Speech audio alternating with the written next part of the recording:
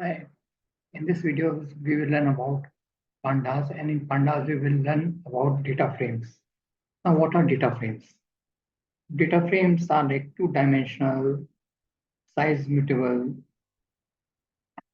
data structures in Python. I mean, you can say they are similar to Excel spreadsheet or SQL tables. It has got rows, it has got columns. Now, the operation that you can do is you can do indexing, you can do data alignment, you can do data operations using the data frames. Here in example, we have tried to create a data frame and we have taken three lists: name, age, city, and we have tried to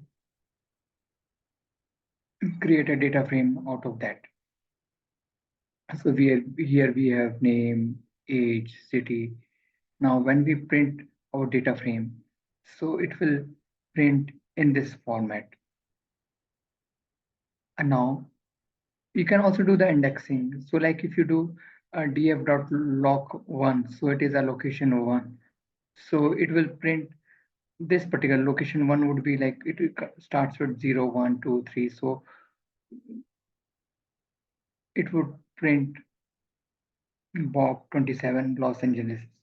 So we can see when we do df.lock1, it has printed name as Bob, age 27, and city Los Angeles. So this is the way we can use data frames.